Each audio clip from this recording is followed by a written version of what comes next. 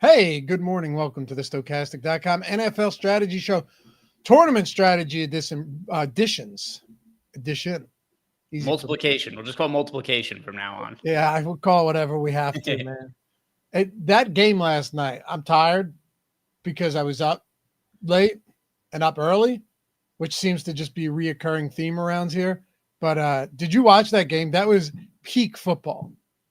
I watched some of it. I was watching more of. I had a bunch of live NBA lineups last night, so I was watching more of the basketball. But I was like peripherally paying attention to football. How'd you do in NBA?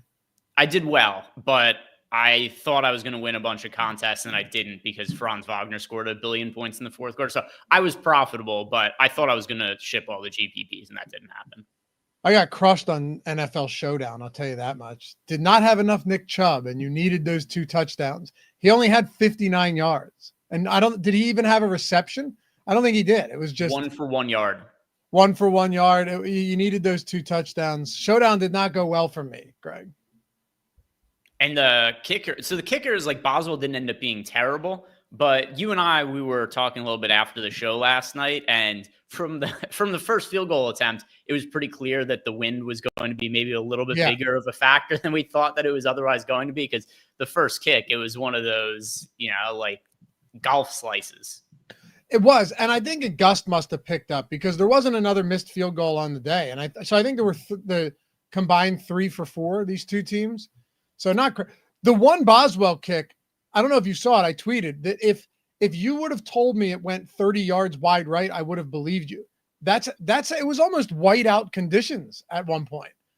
You could not see it. I'm surprised the refs were able to see that ball go through the uprights. But let's get into it. Happy to have you guys here. That's Greg Ehrenberg. I'm Dave Loughran. We're going to break it all down as we always do. Cover the Sims. Look what we're getting as far as exposures go. What type of builds, what type of stacks, you name it, everything. Get you set up and ready for Sunday. This is probably the most important show we do. Yes, projections, ownership, everything will be updated and fine-tuned as we draw closer to Sunday lock and as we get more injury news. Really, the biggest piece here is Isaiah Pacheco. That will change the entirety of the slate more than probably anybody else this season, given Nick Chubb's price point, the fact that DraftKings preemptively priced him down going into this game, and Nick Chubb still hasn't gotten the full practice in. They have till tomorrow afternoon. You keep saying Nick Chubb. I'm sorry, Kareem Hunt. And Isaiah Pacheco. Right. Well, they were on the same team, so give me a pass. There we go. Yeah, I was just trying to figure out what you're talking about. Yeah. Kareem Hunt. Sorry. What they have till tomorrow afternoon to activate him, though, Pacheco. So we'll do this show. It's still going to be valuable and get us an idea of what these builds look like. But, Greg, there's no question that if Isaiah Pacheco isn't activated by tomorrow afternoon, Kareem Hunt possibly becomes the best play of the year against the Panthers. And my expectation is that Pacheco won't play. And it's just based on something you and I had talked about on Wednesday, which is logically, it makes way more sense to me to give him the few extra days off, because it's going to be a short week for the Chiefs. They play on Sunday, then they play again on Friday. We've got the Black Friday football games this week, or the Black Friday football game. So a couple things here. Pacheco hasn't played in a meaningful amount of time. He had a significant injury. It was also lower body injury. Those usually have a little bit more of a ramp up than, say, like a shoulder injury or something like that. And this is a very easily winnable game for the Kansas City Chiefs with or without Pacheco. So to me, it makes way more sense. Just give Pacheco this Sunday off and then bring him back on Friday. And then also, if he plays on Friday, as opposed to his second game back being on a short week, he gets an extended break because the game's on Friday. He'll get a couple extra days off. So I don't think Pacheco plays on Sunday. Okay, I'll hold you to that. GC Samurai, Hunt uber chalk if Pacheco is out? Yes. Also, I would not be shocked if I have north of 95% of him. And I probably would not make any adjustments, Greg. I'm just telling you right now, I don't think I would. I'd be willing to eat the loss in the event that Kareem Hunt just ends up not being any good. But at 5,700, even if he's let me put it to you this way. I don't see how I can practically get away from somebody like Kareem Hunt as an 11-point favorite against the Panthers at $5,700 on DraftKings. It doesn't make sense. It doesn't compute. Yeah. One thing that is a little disappointing, because I was just looking, right now how we have it projected, we've got a split between Kareem Hunt and Isaiah Pacheco. We did that intentionally. Yeah. Just so when we're doing these shows and when people are going through it, they're not getting all of the Kareem Hunt. Makes sense. And also, if Pacheco does end up playing, I think that's how the Chiefs are going to split the workload anyway. I don't think Pacheco comes back and plays a lion's share of the workload or anything like that, but I still think he gets worked in. So if he is to play, I think it's going to be a split, and then neither of them are going to be massively interesting. One thing I'm a little disappointed in, though, I was hoping that sportsbooks would post rushing props, and then you could kind of play the game and make kind of best guesses for yourself and try to figure out who's going to be the starting running back, where the workload's going to be, but there's nothing posted. Yeah, no, not yet. We'll see. I have a question for you, though, and then we'll get into these sims. Some interesting results early on, but would you consider Kareem Hunt if Isaiah Pacheco's active and he gets no ownership? Because I think I would. Because the point that you made, even if Pacheco plays, I think your point still stands that they play again on Friday, where, yes, they'll be favored against the Raiders, but it's a divisional spot. The Raiders always play them close, at least, competitive enough games. I think your point still stands, even if Pacheco is activated on Sunday and they maybe just give him a handful of opportunities. I might consider some $5,700 Kareem Hunt if he's just unowned. I don't think he's going to be unowned, though, just based on this. We currently have both of them projected in, and we do have Kareem Hunt projected for more fantasy points than Pacheco at the moment. So we are giving it just based on our projections, rough guess, like 60-40 split towards Kareem Hunt. And we have Kareem Hunt projected for ownership. Not that he's crazy popular or anything, but 5.5%. Like the field is taking shots there. So I don't see a scenario where he goes unowned. Not unowned, but I think low single digits. Stevenson is in the 5K range. Pollard is in the 5K range. And Tajay Spears, my guess is he does not play. He hasn't been practicing. Brian Robinson against Dallas is in the 5K range. He's got to have some ownership for sure. Rico Dowdle, even against Washington, is 5,500. I don't know. I agree he's not going to be unowned. But I wouldn't be surprised if Kareem Hunt comes in sub 5% if Pacheco plays. Yeah, so I guess the other part of this then is how much different would you want to get from the field? Because if you're going to be overweight to him, like are you playing 10, 15% of Kareem Hunt? What would the number be? Like 15%. Yeah. The field. I don't think it's actually crazy. But you know what else? Going into this, it's the other thing that will dictate his ownership is if there's a report that's like Isaiah Pacheco will play, but will be slowly, reintegrated into the offense. Then I think Kareem Hunt gets ownership, and I'd actually be less interested in him. There's so many different scenarios here. If he's going to be 5.5% owned, I wouldn't be significantly overweight to the field. There's other guys that I would prefer to be getting to that are comparably priced, that are maybe marginally more popular, that project a lot better. I mean, somebody like, just taking somebody else on the Chiefs, for example, DeAndre Hopkins is 5,400 and projected for 10% ownership. I'd rather play Hopkins at 10% ownership than Hunt at 5.5% ownership when Hopkins is a little bit cheaper and doesn't have any concerns of splitting work in the backfield with somebody like, well, obviously not out of the backfield because he's not getting those snaps. But I would rather play somebody like Hopkins at slightly more ownership than try to force myself to more Hunt, because I assume Hunt wouldn't show up in lineups. Maybe the Hunt 100-yard alt line would make more sense. Yeah, I'd be interested to see what that line ends up being, other than we're probably not going to get any lines posted until there's a definitive here's what the injury report is. Bug Boy said one of his coworkers brought Bug Boy, are you a mailman too? How is everybody that watches this show? I swear, if 85% of our viewer base are mailmen. I thought Bug Boy was an actual bug. He said in a charmingly self-deprecating fashion that it's because he has bug eyes. He said some guy brought smelling salts into work this morning, and holy moly, that was the dumbest thing. Have you ever done smelling salts? I have not. They suck, dude. I tried it once, didn't know what to do, and I got up real close and took a serious whiff. And I looked like Bug Boy. The eyes popped out of my head. That shit is insane. I can understand why people do it before a fight or a big lift or something like that. It's nuts. Anyway, should we get into this? Start talking Sims? Let's do it. Let's start looking at the lineups and what we got to. All right, let's do it. By the way, I'm happy to have you guys with us. If you don't mind, take a single second. Look, we forget. We have busy lives. I get it. I'm here to give you a subtle reminder. Tap that thumbs up. Subscribe to the channel. It's free to do so. It goes a long way. It helps us feed the algorithm and get out to more people. So that is greatly appreciated. And if you're watching or listening after the fact, we thoroughly enjoy reading the comments on top of that. Leave a comment down below. And if you ever want to listen in podcast form, go ahead. Do so. Apple Podcast, Spotify, wherever it is you want to listen, we have got you covered. All right, let's go. Pulling her up. Let's look at lineups first and the type of builds, and then we can go ahead and take a look at some of these exposures. So scroll to the top, Jacob, and see what we've got here. All right. More 2 tight ends, but a couple also of them only 2 teams, Dolphins and Chiefs, showing up on the front page. Which is funny though, because I know for a fact, based on my own runs, that there's going to be a lot of Jaden Daniels in here as well. I'm pretty sure. Like if you scroll, my guess is that a lot of Jaden Daniels starts popping up. What? Okay, here he comes. Is Not that many though.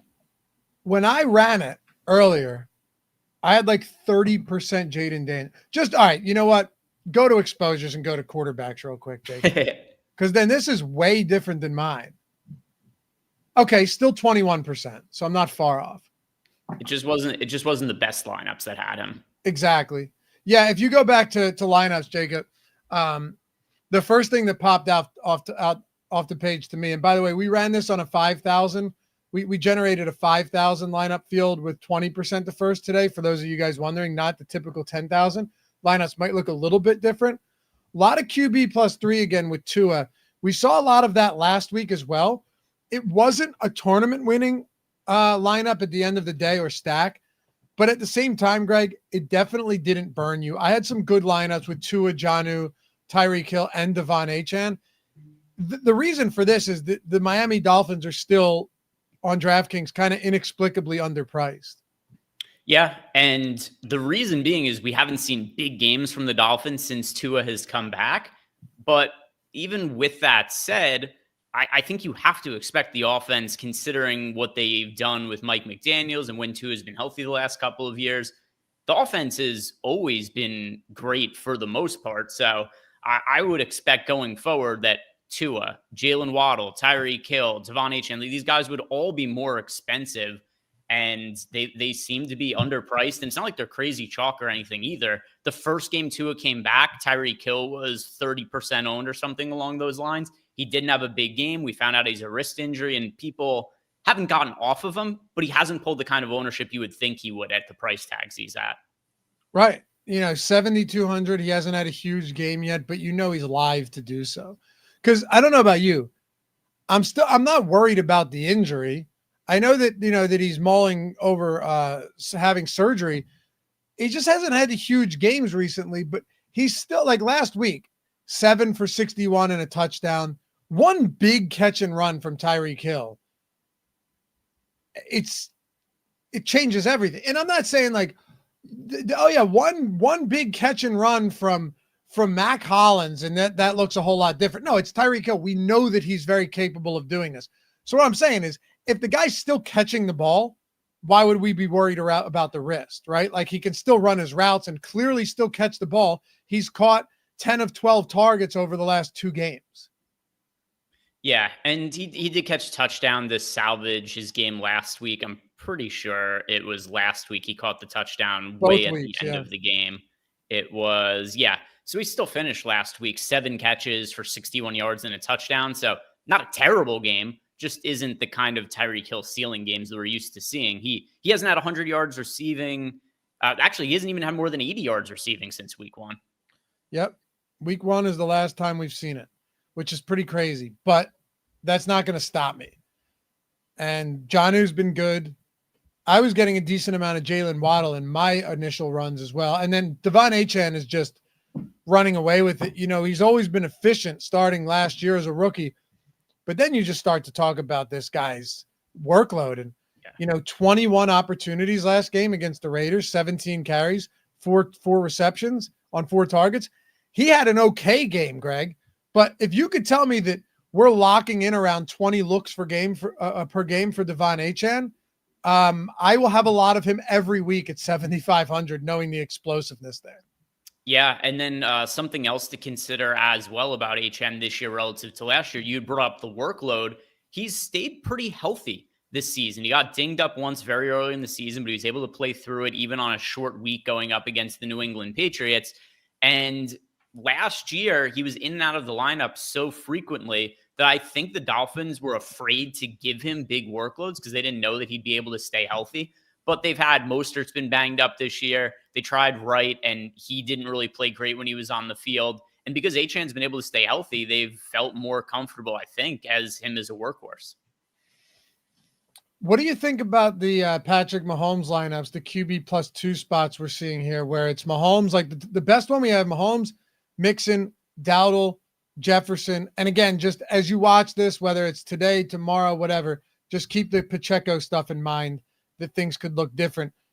Mahomes, what this would end up being is just like Mahomes, Mixon, Hunt instead of Dowdle, probably. I don't know what the salary is.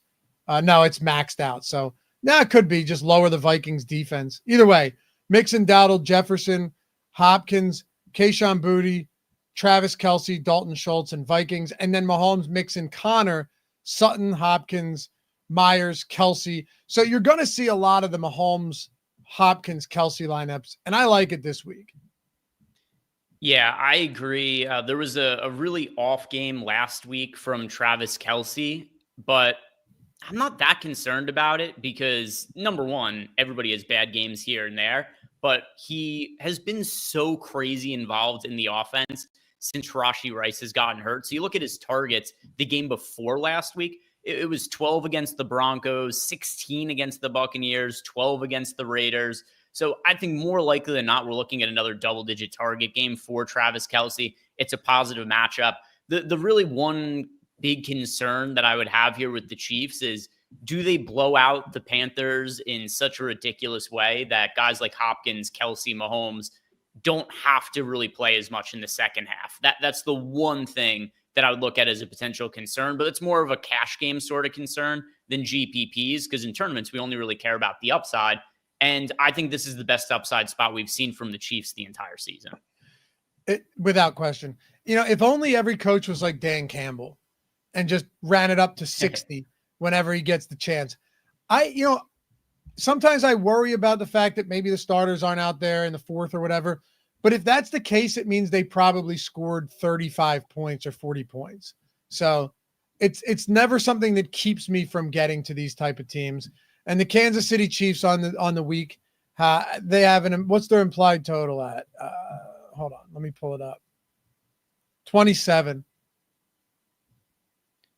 You know what the NFL needs? They need some sort of point differential like the NBA has in the NBA Cup, where that's actually been one of the most fun things about the NBA Cup is the game could be 30-point game with 2 minutes left in the fourth quarter, and teams are going balls to the wall to try to score more points still because of the point differential. Yeah. Add it to the NFL. Although the Chiefs would also be kind of shit then because the Chiefs are almost right in the middle of the league in point differential this year. I know. They've struggled to score when they try. It's the same thing as Olympic basketball. Point differential with Olympic basketball. But yeah, I have no problem getting there. Jackoff said, what people listening in podcast form are probably confused right now. That's his name. Said, you can miss me with the Tua stacks. I remember Jake DeWitt saying that last week as well.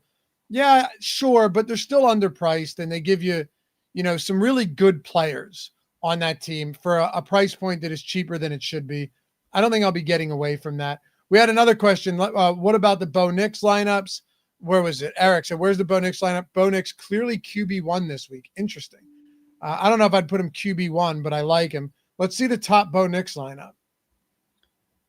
Knicks, HN, Dowdle, Sutton, Myers, Vele, Kelsey, Walker, and Dolphins. Okay. QB +2. I don't hate that against the Raiders. Yeah, no, not at all. It's a good matchup. Bo Nix has clearly improved as the season's gone on as well. I don't know if you've looked at the Rookie of the Year market. It's kind of getting close between Daniels and Bo Nix now. I bet Bo Nix in August, so I've been paying close attention to that. That was the most dead ticket I had like 3 weeks ago, and now they're offering me 3x payout, cash out option on my wager. So I didn't even have a cash out option on it 3 weeks ago. They're like, nah, dude, you're not cashing this out. At one point it was like $13, Greg. And now it's back up. If Bo Nix if Bo Nix beat the Chiefs, he might be neck and neck with Jaden Daniels right now. Yeah, I do wonder if, a couple of things. I didn't even think to look at his odds a few weeks ago. I wonder a few games ago what Bo Nix Rookie of the Year odds Plus were. 1,900. What did you say was the number? Plus 1,900. Okay, I would have guessed even more than that. At one point, it may have gotten there. It probably did, right? Like early in the season. But a couple weeks ago, it was plus 1,900. Now it's, I think it's what, 4-1? Yeah, I think Jaden Daniels minus 550 and Bo Nix plus 400. Yeah, so we're getting there. We'll see. Another big game from Knicks. And if they just run the ball in Washington this week, that could make all of the difference. Hey, let's go to quarterback exposure and see what we're getting here. At the top, Geno. Do you like that against Arizona this week? It's in Seattle. Very close spread. Pretty nice total on this game. The only difference now, our question is, like, how do you operate these stacks with Metcalf back, JSN, Tyler Lockett seemingly becoming the third wheel in that offense, and then AJ Barner if Noah Fant remains out? Yeah. Also, one thing I just found to be pretty interesting. So we ran this on 5,000 lineups, like you had said before. So I ran 10,000 lineups on my computer while we're doing this. The results are actually pretty different, which I thought was interesting looking through this. In what way? Hardly got to any of Jaden Daniels relative to ownership. The lineups end up being more contrarian, building out 10,000, which makes sense because then you're simulating what's a larger field GPP, and then you have to be a little bit more contrarian. So Jaden Daniels, we've projected for nearly 20% ownership. So you get a decent amount of him building out 5,000 lineups. But then the larger the field becomes, the less viable Jaden Daniels appears. And that's just because of what his ownership is. Okay. Interesting. Yeah, that's why, make sure when you're running the sims that you're locked in on understanding what the payout structure looks like, right? That's why we have this. How big the field is, because when you're generating the contest when you're generating the pool of lineups, the goal is for it to as closely resemble what that field is going to look like as possible. So like if you're doing and I always go down from what it is if it's in like the single. So say it's the power sweep, Greg, and that's 3,000. I'll run it at 2,000 and not 5,000. I think that's a better representation. And I've spoken to people who are much smarter with this stuff than myself, and they said the same thing. They're like, yeah, if it's at like 3 or 4, you're better off just going down to the 2,000 with stuff like that. But obviously with the play action, the milli, the first down and stuff, the mini max, you're going clearly up to 10,000. And that's what we're looking at here. But 5,000 today on the screen. And by the way, guys, if you did want to check this out, first of all, been very happy. We were on the Thursday show last night. I love seeing the super chats that come in and people saying like, hey, I used I signed up for the sportsbooks, got the month, and I haven't had a losing day in a week since I joined. Or, like we see these a lot and we want to see that because the reason we do this stuff is we want you guys to use the tools. We want you to better your process, build better lineups, and make more money. And also, truthfully, simplify your process, right? Like, this makes the process of building lineups so much easier. The single lineup sim, if you're someone that still loves hand building lineups, you're still, what you're doing? You're emerging and evolving with the times, jumping into 2024, 2025, soon to be style of building lineups where it's more difficult now. The edge has diminished from where it used to be. this is the way to reclaim some of that edge. And if you ever did want to join us, the link in the description where it says sign up on any of the sports books and get a free month, or the link that Jacob can throw in the chat, that's all you have to do. So click that link. It'll take you to a page. And Jacob, if you want to pull that page up so people can see it, click claim offer on any of those sports books, right? Take a minute to instantly verify yourself, sign up, deposit. Usually the minimum deposit's like $10. Make your first bet. Minimum bet's like $5 on Bet365, $10 on BetMGM. The moment that bet settles, no matter what it is, even if you're betting like, cricket today over in India, right? Even if you bet that, the moment it settles, email us with a screenshot of your settled bet, your first settled bet, and a screenshot of your welcome email. Just email us at support@stokastic.com. And you've got a free month of the core package $100 value. Now, one other wrinkle to this. If you wanted to sign up on Caesars and BetMGM and on FanDuel, first off, you're getting a bunch of bonus bets in return, which is fantastic, right? FanDuel's like 200 bonus bets on $5, Bet365, 150 on 5. You're getting all of those bonus bets, win or lose your bet, but you can stack your months. So if you wanted a month of NBA and a month of NFL, you got it. And if you're in non-legal betting states, all of the pick'em sites qualify as well, as long as you click that claim offer button. So if you've been on the fence, wanting to use the tools, but not being maybe in a financial position to do it, or even skeptical because you've been burned in the past by other spots, by other sites, here's how you do it, essentially for free, and you collect your bonus bets. So link down there in the description and in the chat. Must be 21 years or older to gamble. If you have a gambling problem, call or text 1-800-GAMBLER. But as Greg will always tell you, Greg, jump in the Discord, right? Because that's where the magic's happening. And a lot of people don't take advantage of that when they sign up. And there's no reason not to. It comes with every package. It doesn't matter if you have the core, the max, the light, whatever package you have, it comes with access to the Discord channel. And that also applies if you sign up for Odd Shopper. So make sure to join. There's no downside to it. And if you have questions, you could ask. Yeah, we'll see you over there, man. That's the quickest way to do it. Or just do it the traditional route. There's a link down there to sign up for any other package, a week or a month, whatever you want. All right, let's go quarterbacks here and just take a quick gander. I think we know what it's going to look like. My guess is, because I haven't looked at everything, Greg, I just looked at the top guys. Gino, Jaden, and Tua, right? They got to be the big three here.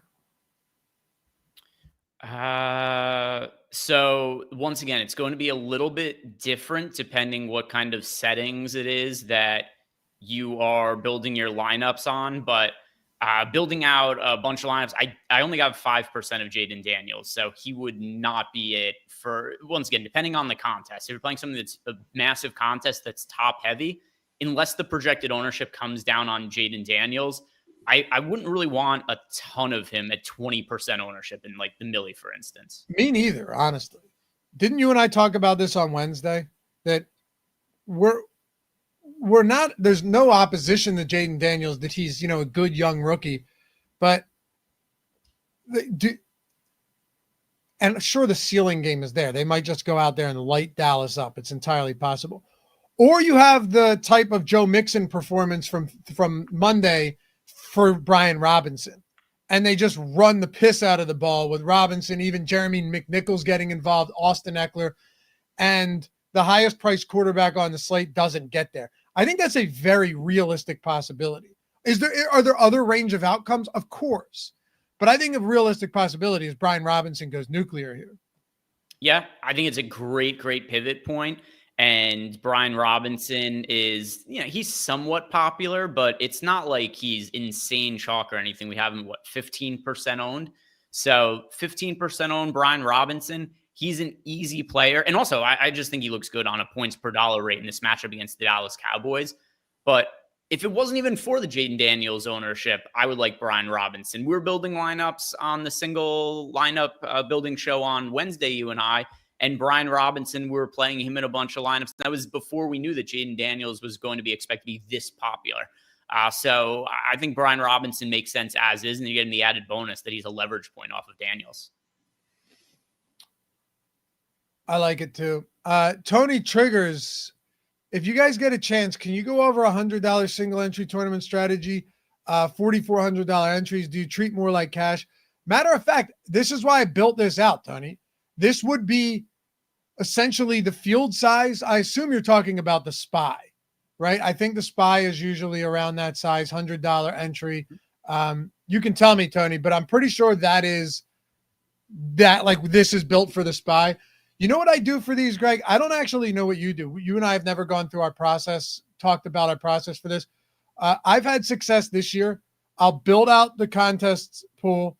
I'll go and the SPY, by the way, is 20% to first as well on most weeks. It's usually 100% on a $400,000 prize pool, or 500. So I guess actually maybe they dropped it to 400. It's 25% now, but that's not as meaningful. I will actually go and run that. I'll make my adjustments, whether it's, caps and ROI boosts and stuff, just to see what I'm getting, even because I usually have them in place from previous lineups where I'm MMEing. And I will go down and I will hand pick the lineups that I want for the power sweep. If I'm playing 3 in there, maybe 1 in the single entry red zone, the SPY, those type of lineups. And I will go and I will hand pick the lineups that I want to go in there. And I'll generally, again, I don't know how you do it. I'm actually genuinely curious. But I usually, if it's a power sweep, I like to get 3 different quarterbacks in there and spread it out a little bit, and then a lot of times with the SPY, I might have the same quarterback as one lineup from the power sweep or for the red zone or for the goal line, those type of contests. But I do like to mix it up a little bit with those lineups, knowing that you're going against other people who only have 1 or 3 entries. Yeah. So few things there. First off, I just checked while you were talking. It's not the biggest deal in the world, but just for clarity, it's a $400,000 prize pool in the SPY, 100K to first. So 25% for this. No, I corrected myself. Yeah. I said the same. Yeah. Just wanted to look up what it was because I was interested. Is that the 4,400 entries though? Is that the same one? It is 4,400 entries, 100. Cool. Yeah. So that's what it is. My process for single entry. Here's something that I really like to do for single entry. Actually kind of combine some of the tools we have on the site is I will run lineups for let's say something like the $100 single entry. I'll build the contest generator and I'll put it in between the high stakes and the marquee setting. And then I'll build out lineups that are about the size to match the field. So for 4,444, I would build out 5,000 lineups for that. And then what I would do is I look at all of my exposures that I get, and then I hand build some lineups in the single lineup sims based on some of the exposures I got for contests of those size. And just to get an idea of here's how lineups fit together, utilizing some of the players that I have the most exposure to when I ran everything through the sims on those settings. Interesting. You're double dipping, huh? In the tools. Yeah. Also, I find that a fun way to do it. It's a very fun way to do it. The way I do it is similar to you. I use the same archetype setting. We build out the same player pool and all of that stuff. I genuinely enjoy. And by the way, Bunt Cake, who won the Millie with the Sims, he goes through and he hand selects all 150, which is wild, but it works. I actually enjoy going through and hand picking the lineups for those single entries, like finding the ones that I like the most. And one of the things I'm trying to do, Greg, I try to find lineups that are unique but not wild, right? With a 5,000 field and with that archetype. So I'm looking for spots that are different and unique and are still simmed out really well, but also not like, 3 players from one team without the quarterback type wild. Yeah. There's definitely lineups that I would be more apt to play in a large field GPP, like that kind of build that you just mentioned. If you get 3 players from the same team, like if you had a Hunt, Hopkins, Kelsey lineup that didn't have Mahomes, there's no chance I would play that in a single entry. Exactly. So you got to be a little careful about that, but being able to hand pick them still works. All right. Actually, just to finish up quarterback, Geno, Tua, Jaden, Mahomes, anybody you would boost or negative boost here at quarterback? Once again, depends on the contest. If you're playing something that isn't going to be a massive contest, I'm much more apt to play Jaden Daniels. And then also it's going to depend if the ownership changes on Sunday. But if he is projected for 20% ownership, it's going to be really hard for me to want to play those kinds of lineups in the Millie Maker where we're down to a $2.5 million prize pool, $1 million to first. So you're looking at, 40% of the prize pool is going to first place. That would make me want to stay away from a 20% on Jaden Daniels at QB. Eric Johnson mentioned Anthony Richardson versus the Lions. I'm glad you brought that up, actually, Eric. What an interesting spot this week. Like, this is a guy that you may have soured on, but you were always willing to go to Anthony Richardson. You would always tell me, like, maybe, was it Ben? No, it was you. Where you're like, hey, listen, the guy's volatile. You don't know what you're going to get from him, but there are times where Anthony Richardson can have a big game. What do you think about him? He showed some life last week against the Jets, who are lifeless in and of themselves, but still looked good. They got the win, drove him down the field to get the win late in the game. He's 5,600, very possibly playing from behind as a 7-point dog. Any interest in Anthony Richardson this week? Yeah, I think that he's a viable GPP option for sure. He's also super cheap. He's got the rushing upside. What ended up happening with Richardson last year, it's kind of crazy if you go back and look at it. Because do you remember the analysis on Anthony Richardson coming into his rookie year and out of the draft, which was that he's a project. He's a project. And he's also, if I'm not mistaken, even this year, he's still the youngest quarterback in the NFL. Yeah, he's 17, dude. He's I thought he was 15. But yeah, very, very, very, very young. He doesn't drive yet. He can't drink legally. He can't rent a car. That's a real one. But I think he's actually 21. He's 22. 22 now? I just looked it up. Yeah. Okay. Anthony Richardson. Well, I just looked up Anthony Richardson and said that he's dead. So that's something else to consider. So Anthony Richardson coming out of the draft last year, the narrative around him was that he was a very good athlete. He had tremendous upside, but he was going to be a very raw player who was not a refined product and was going to take him a few years to develop. And what happened is he was sort of a victim of his own success, where he had, especially for fantasy, because of the rushing upside, he was great for fantasy right out of the gate. So week 1 last year, and also his passing numbers were never great last year. If you go and look at the numbers, he had more than 200 yards passing once. But he wasn't good passing the ball. He's just high upside. People forgot about it because he had big fantasy games. He was also hurt a ton. He actually played 2 full games last year. He played week 1 and was really good. He was great in week 2, but he only played a quarter. Then he got hurt. He had the concussion, misses some time, comes back, plays a game and a half, and then gets hurt in the second one. So you got this guy who's considered a very raw prospect who wasn't ready, who played 2 full games in his rookie season, comes into his second year, and there's all this hype around him because of how well he played when he was healthy in his rookie year. And then people go, oh my God, this guy's a bust because he wasn't immediately one of the best quarterbacks in the league this year. And I always looked at it as, what's changed this year from last year? He's still a really raw prospect. He has a lot of rushing upside, so he's going to have some big fantasy games here and there. But 2 full games last year doesn't change the entire outlook on him coming out of the draft. And now I think people have soured way too much on him.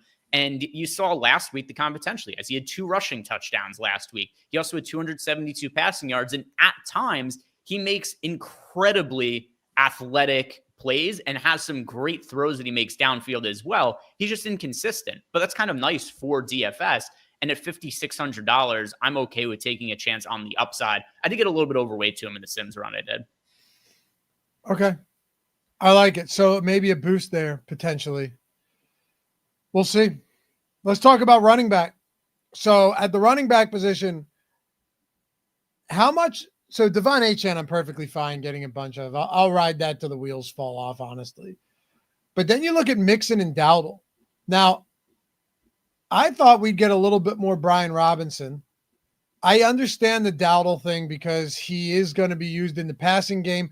But oddly, late in that game, they were using Ezekiel Elliott over Dowdle. Maybe Dowdle just couldn't. Nobody could get anything going. But he's going up against Washington. Cooper Rush is already confirmed to be starting again, unless we get news to contradict what we heard a couple days ago. What about Joe Mixon? This is a pretty decent run defense for Tennessee, but Mixon's just been purely dominant. They are 8.5, 9 some spots, point favorites at home. And Mixon, you will be paying for. Mind you, you also have Christian McCaffrey in a similar price range, but Joe Mixon right now is the guy that is getting the most exposure for us and the most projected ownership. Yeah, so Joe Mixon, if you're looking for a pay-up running back, I'm kind of surprised that Christian McCaffrey is hardly showing up in lineups when I ran everything through. Not to say that I think that I should be getting to more of him than, say, like Achane or Mixon, but almost all of my pay-up exposure, it's going to Achane and Mixon. And yeah, you see here on the screen, there's some Christian McCaffrey lineups, but 6.7%. So it's not a massive amount of him compared to some of the other guys. Achane is definitely the number one running back for me, all things considered, on the slate. And Joe Mixon's also looking really good in this matchup against Tennessee. I don't know that I'd want to have him in more than half of my lineups, though. I would be a little bit more inclined to maybe lower him a little bit and then bring up some other guys who I'm not currently getting exposure to as more expensive running back options. Agreed with that. With Devon Anan, I don't think I'd make many changes. Yeah. I don't feel great about Chuba Hubbard at that price point, especially with Brooks expected back. Do we have any Aaron Jones? He's one that's fascinating to me this week. No Aaron Jones. I didn't get him in the 10,000 lineup build either. I had one in the semi round, 1 out of 150. I get it. Cam Akers is for some reason being used more. I don't understand that. I do think this could potentially be a game where they go back to more Aaron Jones, and in that case, he's interesting. But Tyrone Tracy, not terrible. Don't love him. Tony Pollard, if Tajay Spears is out, I think at 5,800 is not a terrible play. Can you scroll down a little bit, Jacob? See if we're getting anybody else. Yeah, I'm good on Javonte. I have no faith in that Denver backfield at all. I'm pretty sure you and I talked about that last week. Just like, look, this Estime's out there, but if we trust Sean McVay, it's going to get us in trouble. Einsteinium asked about Rachaad White, and I guess we can throw Bucky Irving into the conversation as well. They're basically the same price at a low 5K salary against the Giants. Any interest? So a couple things. First, on Sean Payton, dirty, filthy liar, as most coaches are, but him to an extreme, because he says something that maybe it's true, maybe it's not. I don't even know we can take it seriously anymore, because if you looked at it didn't make sense that Estime would not have a bigger role last week. He had, what was it, the week before, 14 carries to 1 for Estime over Javonte Williams. Yeah. And then on top of that, Sean Payton says, yeah, this is, and I'm paraphrasing, but something along the lines of, this is our guy now. Why would you not believe that? He was the guy the week before, and he says, yes, this is the guy now. And then he just isn't come Sunday. What is the point of that? I just don't understand. I feel like sometimes I'll hear a coach say something, and then I'll say, oh yeah, this makes sense. We should consider it. I'm not listening to them anymore. They're all most of them are worthless. Yep. Well, it's because he speaks in riddles, you know. It's like you're trying to decode a cipher when he speaks, because he never actually said Estime's the guy now. He said, yeah, I'd like to continue to get a better look at our young guys. But that means it could be Vele, it could be Troy Franklin, it could be any of them. He never specifically said, like, hey, Estime's the guy. So in a way, he's kind of, you know, I guess he's like just obfuscating, but he's not lying, because he didn't say like, hey, Estime is the guy. He's just, oh yeah, we'd like to see our young guys get some more work. Maybe that means this week. Maybe he's just going to rotate them. I don't know. I have very little interest in trying to figure it out, though, especially considering we have a lot of good 5K options at running back to begin with. Yeah, I assume he's doing with tarot cards. He's just pulling them out, and it's like, oh, look, we got the snake card. That means it's, you know, that means it's a McLaughlin week or something. All right, so are you getting Rachaad White or Bucky Irving in the 10K run? Let's see. Bucky Irving, a little bit of each, 1% of Bucky Irving, 5% of Rachaad White. So actually, yeah, it's pretty much the exact same numbers that are on screen here. Any backs that you want more of that you're not getting much of right now? Let's see. Potentially Tony Pollard at $5,800. That's gonna. Do we have a definitive Tajay Spears update? No, he's not practicing though. He has a concussion, and he hasn't even been. My guess, I'm 95% confident that Tyjae Spears does not play this week. Yeah. And we actually have Tyjae Spears out of our projections right now, it looks like. Yeah, we so do. Considering that we have that accounted for and we're not getting to much of Tony Pollard, Pollard at $5,800 is somebody I would want more of. One more guy, and then we'll talk wide receivers. Let me give you one guy that I'm surprised, and I think you'll be surprised that we're not getting any of, because you liked them a lot when we did the single lineup build, our sim show. I have none of him. In the Sims, we have none of him. Ramondre Stevenson at sub 6K against Miami. I know he's not on the greatest offense, but Drake May's clearly proven that he's a clear upgrade over Jacoby Brissett. You're not getting a lot of efficiency out of Stevenson because they don't run block very well. But listen to his snap counts over the last 4 games. And how funny is this too? Oh yeah, Ramondre Stevenson, remember Gerard Mayo? He's not the starter anymore. That lasted literally 3 plays.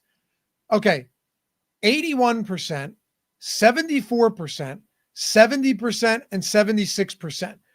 Antonio Gibson's snap count has gone from high 30s and 40s to 17, 19, 12, 11, and 17% over the last 5 weeks.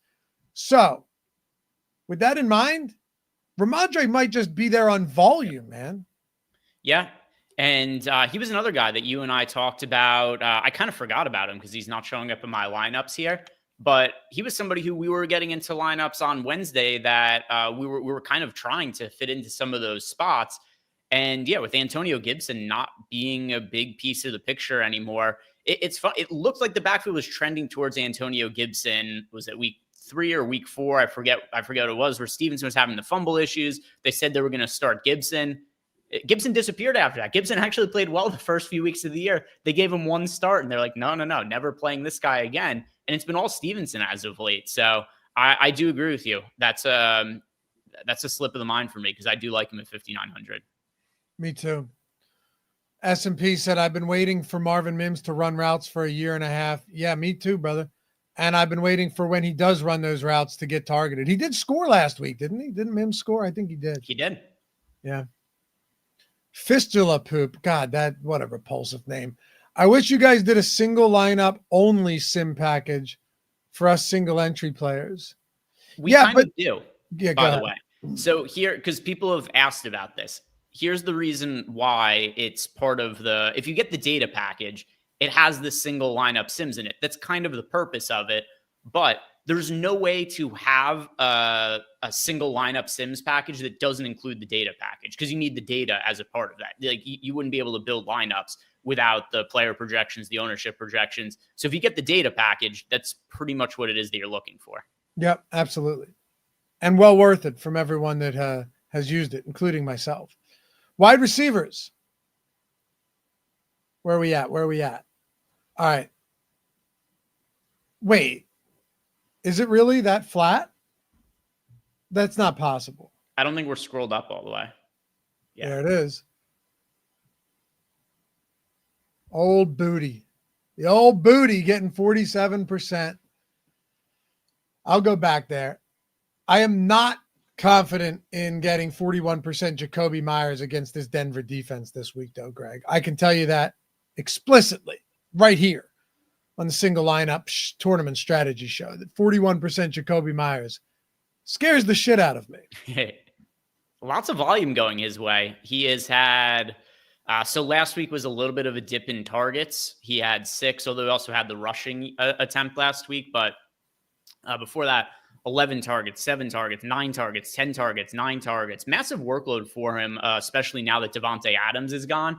I agree with you. I don't know that I want him in half of my lineups, but he's definitely one of the best mid-range wide receiver options on the slate.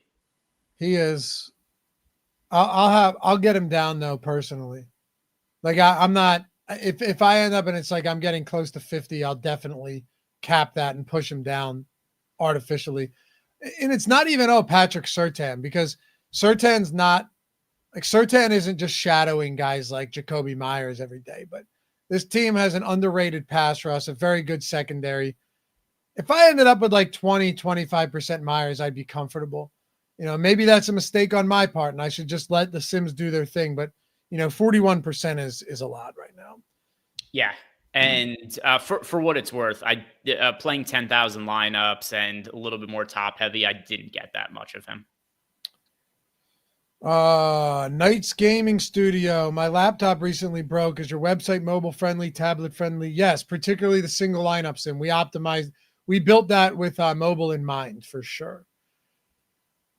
Hill and Waddle are up there. Your boy Waddle, how about that? You like Jalen Waddle for a bit of a bounce back. You mentioned that on Wednesday. Yeah. I mean, JSN, I think everybody on the Dolphins is undervalued right now, with the exception being Achane. I want to play Achane anyway, but when he's 40% owned at 7,500, you can't call him undervalued when he's that popular. But guys like Tyreek Hill, $7,200 with 12% ownership. Jalen Waddle at $5,300 with 6% ownership. These are guys who are undervalued by the field as a whole that I really want to get overweight to. Achane, I'm going to get overweight to just because I think he's such a strong option. It's just different because it's not because he's undervalued, just because he's been so good. Definitely. Another reason I'd probably try and tamp down Meyers a little bit is because, Cortland Sutton's in the 5K range. Hopkins is in the 5K range. Waddle's in the 5K range. If you could scroll a little bit more, Jacob, just to see what these exposures. I like how it flattened out a little bit. Juwan Jennings, a guy I know you like this week, even if Kittle's back, he's in the 5K range. There's a bunch of these guys. So I don't know if I'm really trying to put all my eggs in the Meyers basket at 5,100 at 41%, when the 5K range actually looks really good at wide receiver this week, all the way up to Sutton at 5,800. Yeah, I'm looking at my most rostered wide receivers, and other than Tyreek Hill, wow, I don't have a single wide receiver other than Tyreek Hill in more than 10% of lineups above 7K. Yeah, I would assume I'm the same as you. Which also makes sense because we're spending up at running back more, right? Our two most rostered running backs, Achane and Mixon. That's going to make it hard to spend up for wide receivers. And then we've also got all these really strong points per dollar options in the mid-range. So I could see it from that standpoint. My second highest exposed receiver as far as over 6K is DK Metcalf, and then JSN, and then McLaurin. And then I don't have another one above 10%. One guy I want to ask you about before we talk about tight ends. Mm-hmm. All right. This is a fun one. It's also a total gamble. Maybe I just get my exposure in the prop market and hit his 100+ yards. It's plus 550 last I looked. Mike Evans, Greg. Full practice on Thursday. Hasn't aggravated anything. No setbacks have been reported. No Chris Godwin. The other pass catchers not named Cade Otton on this team right now, okay, are Sterling Shepard, Jalen McMillan, Trey Palmer, Ryan Miller, Raheem Jarrett, and Baker Mayfield's had a great season. This could be a 20-yard and then pull that Swiss cheese hammy game in the first quarter. Or what if Mike Evans just gets absolutely peppered against the New York Giants? What an interesting spot this week. Yeah, I'd be really interested to know because it's been a while off for Mike Evans, and it's also the hamstring injury. I do wonder if we are going to get a report that he's going to play limited snaps, just considering some of those factors. So he's a really big question mark right now. There's definitely an upside there. I feel like I need more information, though. When we were going over the projections Wednesday, we did limit his snap count here to, I think, like 70%. Okay. Makes sense. Or maybe routes. I can't remember if it was percent of routes run or snap. Either way, we limited it a bit. But man, what if Mike Evans just ends up being like the top dog with no Chris Godwin, and he plays 85% of snaps, runs a route on almost every drop back against the Giants? That ends up being a type of spot where who the hell knows what type of production you could get from him at 7K. Yeah, really, really wide range of outcomes. If the chips fall to where we find out that Mike Evans is full go, then yeah, I like him for GPPs. All right. Hey, let's go to tight ends. Before we do, Greg, we got maybe want to tell the people, and you guys are going to like, well, some of you won't. Some of you don't like the sports bet, which is wild to me, especially when you have, I think if there's a way out there to make money and generate consistent returns, I don't think there's a better way, including the stock market or crypto or anything, or more consistent, less volatile way to do it than our portfolio EV tool over at OddsShopper. Right now, Greg, we got a promo. The promo is exclusive, 30% off for anybody watching this show. 30% off. You guys want to get a monthly package. It is typically $100, 30% off. That would make it $70. And a lot of you also might be thinking, well, either you're not familiar with betting or maybe you have small bankrolls. That's one of the reasons that I've been doing the bankroll challenge content that I'm doing on Twitter, is just to show people how the tools work. And then even if you are somebody with a smaller bankroll, the tools are still very much worth your time. So I started with $100 posted on Twitter, and I'm just taking bets directly from the portfolio EV tools and using the bet size recommendations. And it's been less than a month. And that $100 is nearly at $400 now. It is, let's see, what is the actual number now after yesterday? So after yesterday, the number is currently at $363. So it would have been a $253 profit over the course of less than a month. So even if you're somebody who's only starting with $100, paying the $70 for the month, it still would have been positive ROI for you, including the cost of the tools. Then we also have ways, the link join that we have, for example, for Stokastic, you do that for OddsShopper as well. So there are ways that you could get into the tools. At most, it's $100 a month. But if you're taking advantage of some of our promos, like the exclusive deal or link join, you could get it for even less expensive than that. And then on top of that, once you get your bankroll going and growing, then it's just going to continue to multiply. Like Lofty said, you're getting daily returns on investment. It's not something you're waiting a couple months to get back. It takes a couple of hours. So I do expect that $100 I start with, probably before long, it'll be $500. Then it'll be $1,000. And it'll all just be based off of using bets and the bet size recommendations from the tools. Yeah, man. And I'll show you something else. See that? It's going to be tough to see on my phone. Can you do it? Anyway, those are notifications that pop up on my phone every time bets that are in my portfolio are available. I click that. I click mass enter. They load into the Sportsbook, and I just set my bet size, and I'm done. I do it many times a day, get hundreds of bets down a day. It's like it's like DFS multi-entering, except in this case, way less volatile. I build my portfolios. I get alerts. My battery's been getting killed because I have notifications on every 5 minutes, but which is nuts. I just do it so I don't forget, and then I have to clear them. It's awesome. Anyway, that promo code exclusive gets you 30% off. Link in the description and in the chat. Check it out if you haven't done so and you want to make some money. And even like you mentioned, the $100 bankroll. If think about $1,000 bankroll. And if you play through that bankroll every single day, the compounding returns are insane. Like a 7% return daily is wild when you keep dumping that in and growing your bankroll. Anyway, can't speak more highly than I have or Greg has about this tool. Join the Discord at OddsShopper. Say hello, learn it, get up to speed. You'll be making money in no time. All right, let's go to tight ends before we get out of here. Kelsey, I love the exposure there. I'm not fighting that. I like McBride here against Seattle, Jonnu Smith. Matter of fact, Greg, I feel pretty great about some of these exposures. Yeah, it's a ton of Travis Kelce, but he's the guy that I want to have the most exposure to at the tight end position. $5,800 is cheap for a tight end who's had 12 or more targets in 3 consecutive games prior to last week. It's clearly he's the focal point of the offense now in the absence of Rashee Rice. And then some of these other tight ends that are being mixed in, I don't have an issue with Trey McBride, Jonnu Smith, Hunter Henry, AJ Barner, Cade Otton. And it's not like any of those guys were massively invested in. McBride in 19% of lineups. He's playing better after a slow start to the season. But yeah, this is a slate with a lot of good tight end options. Tight end has slowly gotten to be a better position as the season's gone on. I think a fun way to kind of end this one would be looking at the exposures across tight ends. I thought we were going to have a ton of 2 tight end lineups.